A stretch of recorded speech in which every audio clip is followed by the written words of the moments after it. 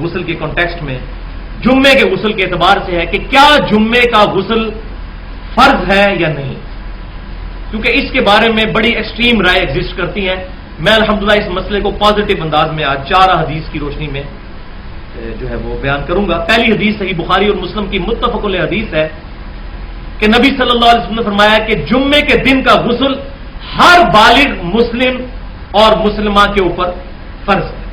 یہ مسلم کا لفظ نبی صلی اللہ علیہ وسلم نے استعمال کیا، میں نے نہیں.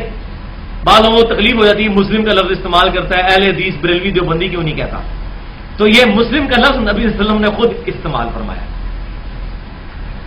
لیکن یہ حدیث منسوخ ہے. اس کی وجہ یہ ہے کہ صحیح بخاری اور مسلم کی متفق علیہ حدیث ہے کہ اما عائشہ رضی اللہ تعالیٰ عنہا کہتی ہیں کہ جمعے کے دن نبی صلی اللہ علیہ وسلم کے پیچھے جمعہ پڑھنے کے لیے گاؤں ایریا سے لوگ آیا کرتے تھے، اور وہ دیہاتی لوگ ہوتے تھے، ان کے جسم پر گرد بھی لگی ہوتی تھی، پسینہ بھی بہت کثرت کے ساتھ بہ رہا ہوتا تھا، مسجد میں تعفن پھیل جاتا تھا. تو آپ صلی اللہ علیہ وسلم نے ان کو فرمایا کہ کیا یہ بہتر ہو اگر تم غسل کر کے اور خوشبو لگا کے اور خوشبو والا تیل استعمال کر کے آیا کرو.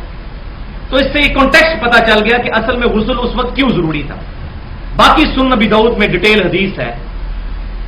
ابن عباس رضی اللہ تعالی عنہما سے اہل عراق نے آگے پوچھا کہ بتائیے کیا غسل کرنا جمعے والے دن یہ فرض ہے یا سنت؟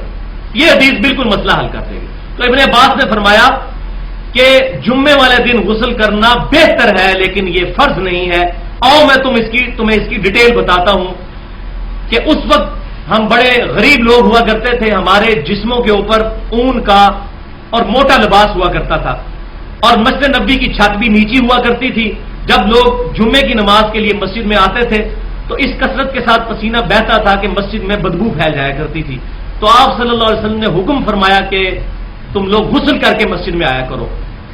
جب اللہ نے ہمیں وسعت دی اور ہمارا لباس بھی پھر باریک ہو گیا، اونی لباس کی جگہ سوت کا لباس آ گیا اور وہ بدبو والا مسئلہ حل ہو گیا، تو اب جب کبھی کوئی شخص غسل کر کے آئے تو اس کے لیے بہتر ہے، اگر کوئی شخص غسل نہ کرے تو اس پر کوئی واجب نہیں.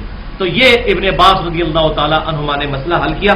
لیکن یہاں جو اصل چیز ہے سمجھنے کی، جو میں سمجھا ہوں اجتہاداً مسئلہ، وہ اس کانٹیکسٹ میں چوتھی حدیث صحیح بخاری اور مسلم کی متفق علیہ حدیث ہے کہ نبی صلی اللہ علیہ وسلم نے فرمایا کہ ہفتے میں ایک دفعہ غسل کرنا ہر مسلمان پر حق ہے جس میں وہ اپنے سر اور جسم کو دھوئے اچھی طریقے سے.